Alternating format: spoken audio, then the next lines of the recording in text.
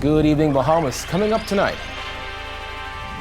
The opposition leader calls for the Minnis administration to come clean about the town center mall deal. Pine Ridge MP Frederick McAlpine calling on the Prime Minister to address that controversial post office issue.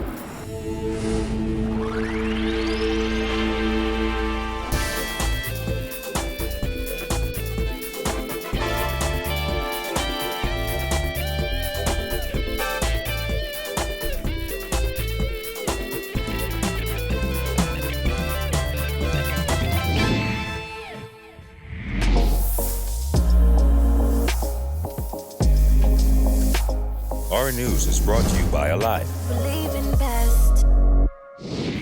Welcome to Our News and thanks for joining us. I'm Kyle Joaquin.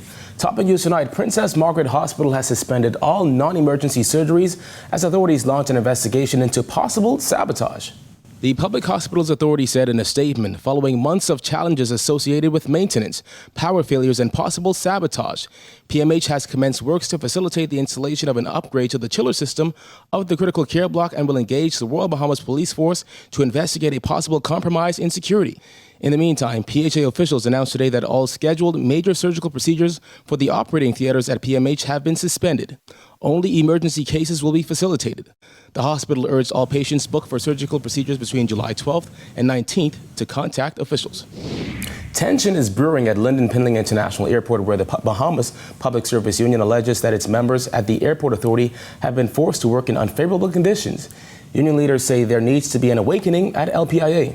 We are now making our appeal to the Prime Minister, one, to address the concerns of bullying and intimidation for the persons at the Airport Authority. Standing outside domestic arrivals at LPIA, BPSU President Kingsley Ferguson told reporters that the union has forwarded documents to its attorneys in relation to the alleged treatment of staff under the Airport Authority. We would have had a young lady that was terminated who expressed herself in a chat group that they have. She would have used the terminology dog, how young people refer to one another that way. She was pulled in, shortly thereafter terminated. And things apparently were dug up that were sitting in limbo for years on end. In addition, the union president says it appears the authority is in breach of its industrial agreement with the BPSU. To make a boo-boo and not pay persons what was agreed to in our industrial agreement, that is a serious, serious concern. The Airport Authority and the Bahamas Public Service Union would have agreed to a particular amount of funding. We have proof and evidence that these monies were not paid, they were not even budgeted for. And so we would have forwarded these concerns to our council, and in short order, the concerns would be addressed by our legal counsel. According to Ferguson, staff morale is low and there's a certain level of fear employees have on the job. While the union's attorneys are now stepping in, Ferguson spoke to potential industrial action. I know that persons are entitled to withdraw their labor in the furtherance of a trade dispute. And so we would leave that right there. But I'm going to tell you, there needs to be an awakening at this airport. There are persons here who have been appointed politically who are of the view that the Prime Minister placed them here and nobody could do them anything. And I would have expressed the same concern to the Prime Minister early in the year when he would have met with the trade union leaders. And we have not seen any backward progress from these particular individuals. And so persons are being targeted and persons are losing their job at the Airport Authority in these crucial economic times. Our News reached out to Airport Authority General Manager Milo Butler III, who said it seems odd to him that the union is holding a press conference and not advising management of its concerns. He said, if they have these concerns, then we would love to invite them to bring those concerns to our negotiations so that we may address them. But some of these things that they are speaking about now, I'm hearing them for the first time. In other news, 32-year-old Defense Force Marine seaman Anna Linden was charged in the magistrate's court today with possession of a forged document, namely a Royal Bahamas Defense Force payslip. She was also charged with uttering a forged document, attempted credit by fraud, and fraud by false pretenses. According to police reports, Linden received a $4,000 loan from Auto H&L. After noticing that no payments were sent from Bahamas Treasury Department, the company called the Defense Force base to inquire on the account and found that the documents submitted were forged. Linden was also charged with attempting to obtain credit in the amount of $5,000 from Commonwealth Bank by means of false pretenses. Linden pleaded guilty to all charges. Her attorney argued that she has a disabled 11-year-old son and is suffering from depression after her newborn baby passed away. He also said Linden is now pregnant with her third child. Magistrate Carolyn Vogt Evans said while Linden is a mother and is currently pregnant, that doesn't excuse her behavior. She sentenced Linden to 1 year in prison. Well, opposition leader Philip Davis is once again calling for the Minnis administration to make public the 5-year lease for the relocation of the General Post Office to Town Center Mall. His call follows an independent report which revealed that the old Fields Food Services building did not require as much work to house the post office as suggested by government. Jillian Gray reports. The opposition leader said the recent revelations about Town Center Mall only proves that the deal was a bad move from the very beginning. Despite the Minnis administration's assertion that structural defects and technical issues would lead them to paying too much to renovate the old Phil's Food building for the purpose of housing the General Post Office, an independent report found that the building would have only needed minor remedial work and could be safely utilized for approximately another 20 to 25 years without any major maintenance work. The report, which was commissioned by the Ministry of Works in August of last year, was given to the Minnis administration weeks ahead of the decision to lease Town Center Mall. What explanation they could give? The report by MacAce Technical Services was tabled by Anglerston MP Glenys Hannah Martin back in October when the government debated whether it should lease the Town Center Mall, which is owned by former Cabinet Minister Brent Simonet. The report at the time went unnoticed. The opposition leader said the fact that the Minnis administration rejected Town Center Mall by acquiring Phil's Food building, then backpedaled on that decision only months later without just cause, raises the question of what could have happened between those months. They need to make it known to the Bahamian people what are the true and real terms of that arrangement. And they should also come clean to say whether or not any other government agencies are now going to go into that Town Center Mall. Though the resolution passed in the House of Assembly to lease Town Center Mall, Minnis said that Simonet did not take part in the discussions leading to the decision. Simonet's comments on a recent talk show seemed to contradict that. The former cabinet minister said the Prime Minister called him personally and they discussed the deal. Davis said Simonet threw Minnis under the bus, adding that his comments reveal that there is more about the contentious deal that must be exposed. In a recent interview, the Attorney General said he was not sure if the lease for the Town Center Mall had been signed as yet. He only confirmed that it was sent last week to the Treasurer for signature. Davis said that revelation only exposes areas of incompetence in the government. It's rather strange that they would be occupying premises, paying for those premises, and not having in place a signed lease, whereas that does not in any way impacts the legality of the arrangement. It no doubt raising the question of competencies of those persons involved afterward. Months of discussions, recognizing the controversy that attends to this matter, one would have thought and would have expected that the I's and the T's, I's have been dotted and T's crossed some time ago.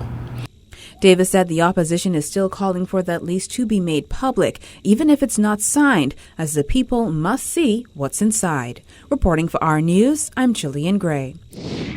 Meanwhile, Pine Ridge MP Frederick McAlpine is calling on Prime Minister Dr. Hubert Minnis to address the public on this controversy following Brent Simonet's revelation that Minnis called him to discuss government's plans to rent space in the Town Center Mall.